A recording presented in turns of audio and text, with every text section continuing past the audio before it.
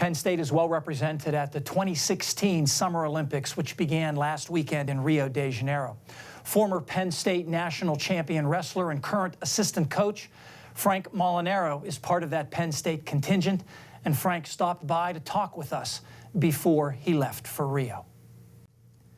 We're here with 2016 Olympian and Penn Stater Frank Molinaro. Welcome to Weather World, Frank, and congratulations on making the Olympics. Thanks for having me. I appreciate it. This is very exciting. Now, you literally traveled the world to earn this Olympic qualifying spot. I mean, you wrestled in Mongolia, you wrestled in Turkey. When you go to these international venues, do you check ahead of time the weather, the climate, the elevation? Yeah, I think it's very important to know where you're going and know your surroundings. So, for example, when we went to Mongolia, we were well aware that they were in elevation, and that's something that we have to take into account with hydration. We have to drink extra water when we're in the elevation. Also, we had to acclimate our lungs. We have to get there, blow our lungs out, and get used to breathing in that kind of climate. And also, you know, the vegetables and the produce, it was a very arid climate, so a little more dry. Right. Now, I know you've never wrestled outdoors. You told me that ahead of time. But have there been times when wrestling indoors, I mean, the weather really impacted? Yeah, there's been times on both spectrums where the weather has either been too hot and humid. For example, I wrestled in Spain, I wrestled in Cuba, and there was no air conditioning, and it was a very, very humid, slippery mats. And on the other side of it, I've wrestled in places that were extremely cold. And, you know, it's just hard to get your body warmed up. It's hard to get your muscles warmed up and get in that good flow state. You know, speaking of wrestling in the weather, I mean, there was an outdoor wrestling match last season, Iowa versus Oklahoma State. They did it in November. I mean, what did you think about that? I thought it was pretty incredible that, you know, they left it to the weather to run that. You know, you don't know in November what the weather is going to be. You don't know if it'll rain. What it's going to be like, and you know, it turned out to be a great event, and I thought that was a great stepping stone for wrestling and a great stepping stone to compete outside and compete outdoors. And you mentioned that there's going to be a similar outdoor event this coming fall. Yeah, Rutgers University is going to be wrestling in the stadium against Princeton, so again, you know, they're going to be relying on the weather. They're going to be relying on predicting a good day, predicting a good time in that year to have the meet, so it'll be exciting to see how it works out. Now let's talk a little bit about sort of the science, what I would consider the science of wrestling. Golfers are often said to have to think their way around a course. Yeah. Talk a little bit about thinking your way through a wrestling match. Yeah, it's very similar, especially in the new style that I wrestle in now. You know, I like to think about wrestling as a pattern. My feet movement is a pattern. The way I get to my tie-ups is a pattern. My attacks are patterns. And there's a lot of tactics to this wrestling. There's a lot of tactics. There's a lot of thinking.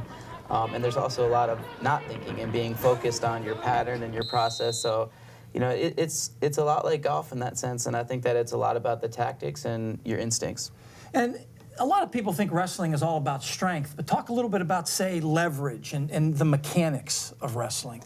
Yeah, I mean, so much of it is about positioning, about angles, about creating angles, about creating motion, using the guy's weight against you, getting him to react a certain way to get to your attacks. So, you know, strength helps, but it's just a piece of the puzzle.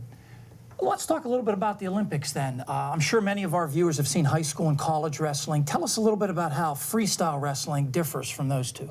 You know, for me, it was almost like learning a new sport, to be completely honest. There's a lot of things that are similar disciplines, similar, you know, attacks and that kind of stuff. But all in all, you know, it was learning a different sport, different endurance, different strength, different conditioning, different tactics, the matches wrestled in a different fashion. There's 2-3 minute periods. You have a break. So it was really about acclimating to this different style, and I needed to get that experience, and I was fortunate enough to be thrown into it where I got a good chunk of experience, and I'm starting to get used to it and get a feel for everything. Tell us how the seedings are done. Do you know who you will be wrestling?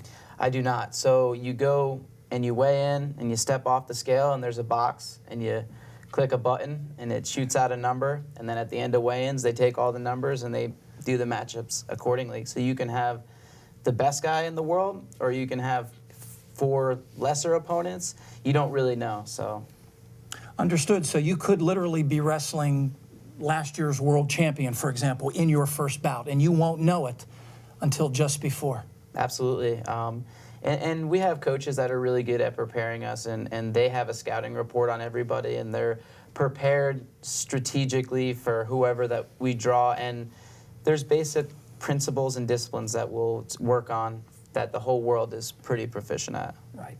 So wrestling won't be contested until the second week of the Olympics. Are you going down with their whole team? Will you be there for the opening ceremonies?